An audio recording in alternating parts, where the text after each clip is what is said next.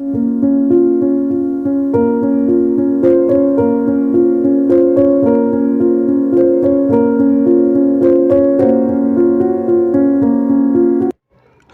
Horror story में आपका स्वागत है। इस चैनल पे आपको सुनने को मिलती हैं डरावनी कहानियाँ। अगर आप लोग नए हैं और ऐसी कहानियाँ सुनना पसंद करते हैं तो हमारे चैनल को सब्सक्राइब कर लीजिए। अब बढ़ते हैं कहानी की ओर। मेरा नाम विशाल है। ये बात 2 साल पहले की है, जब मैं नया बस ड्राइवर की नौकरी पर लगा था। मेरी नाइट ड्यूटी होती थी।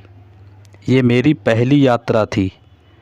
मैंने अपनी बस को संभाला और बस में सभी यात्री बैठ जाने के बाद मैं बस को लेकर अपनी मंजिल की ओर निकल पड़ा।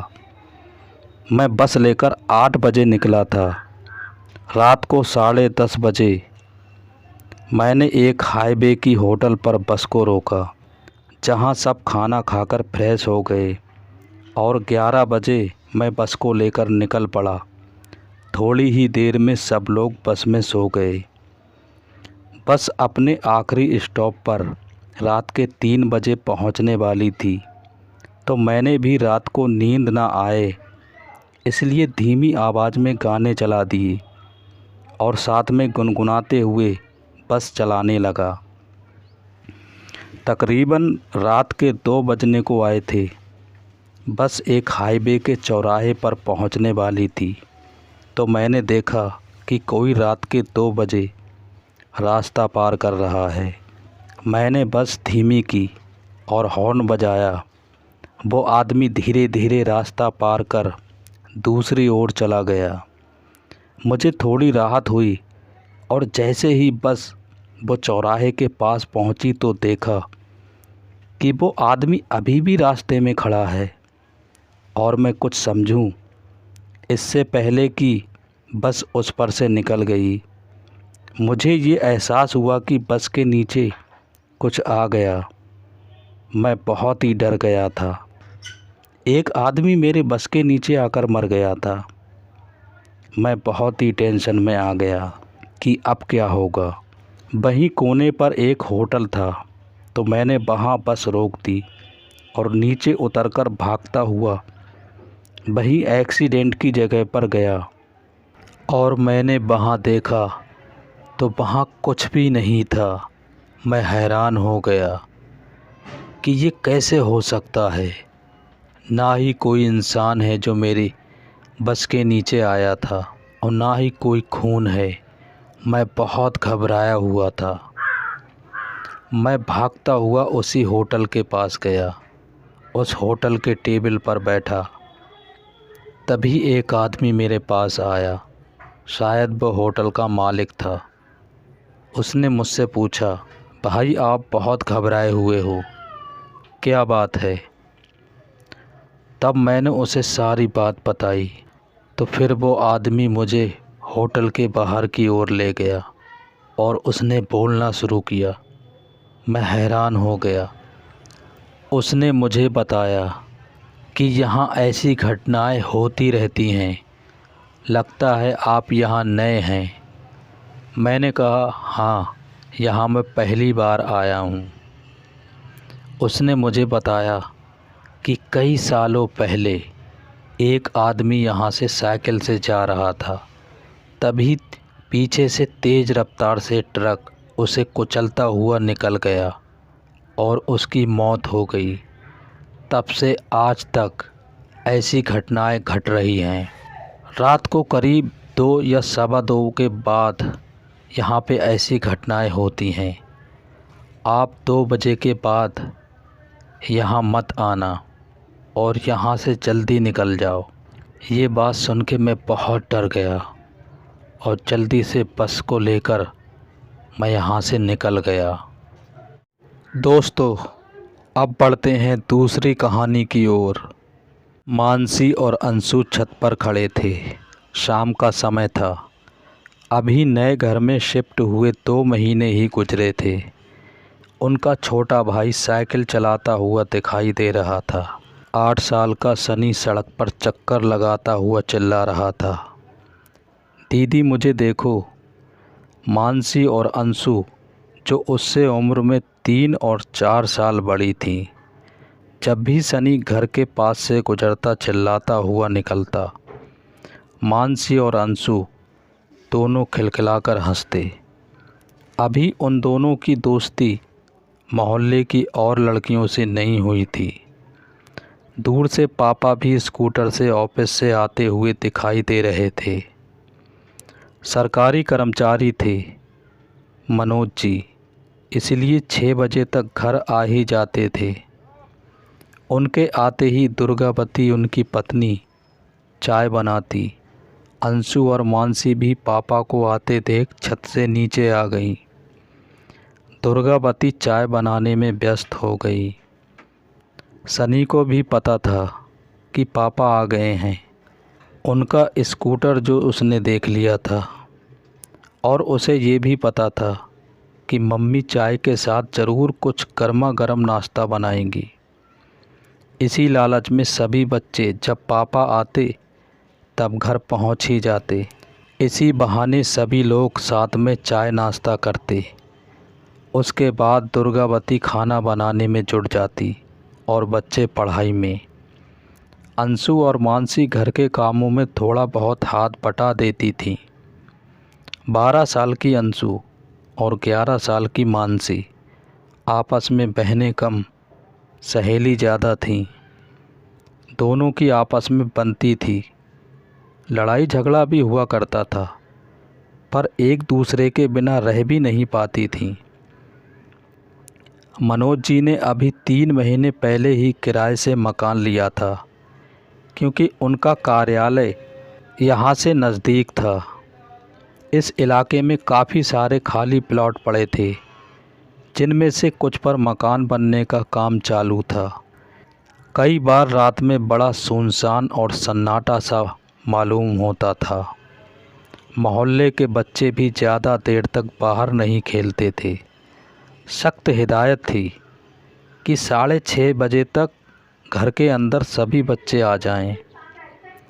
अंशु और मानसी की दोस्ती पास में रहने वाली नीरू से हो गई। अब उनका भी मन यहाँ पर लग गया था। शाम होते ही नीरू उनके यहाँ आ जाती और तीनों मिलकर खेलती।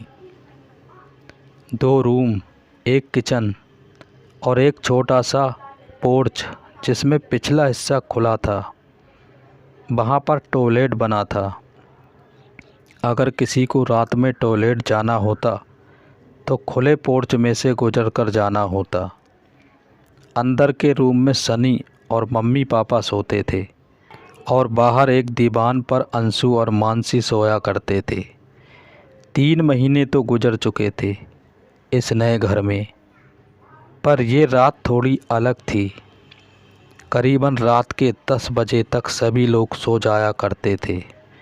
अंशु का स्कूल का समय दोपहर 12 बजे था और मानसी का स्कूल सुबह का था, तो तड़के 5:30 बजे उठना होता था।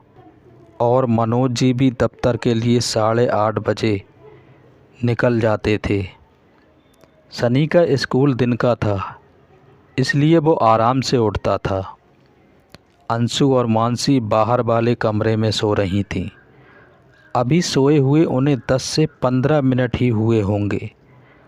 कमरों की लाइट बंद थी। अचानक थोड़ी देर बाद चूड़ियों के खनकने की हल्की सी आवाज़ें आने लगीं।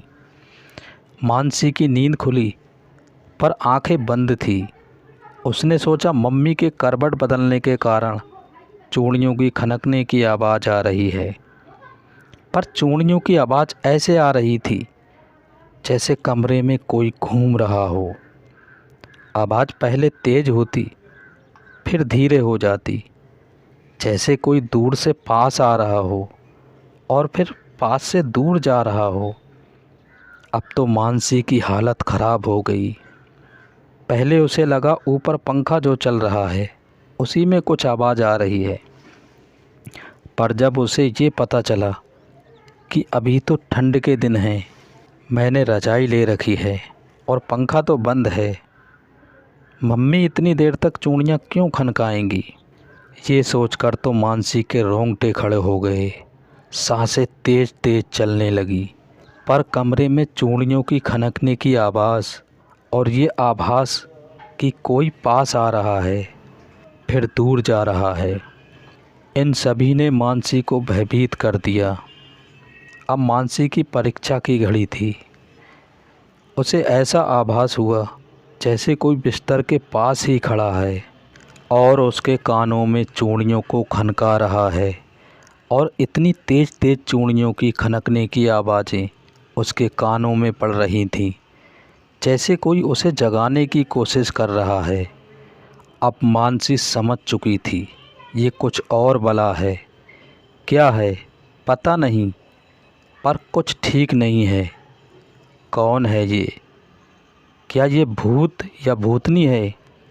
अब तक तो केवल टीवी और कहानियों में ही भूतिया कहानियाँ पड़ी थीं, पर ऐसे अनुभव से मानसी पहली बार गुजर रही थी।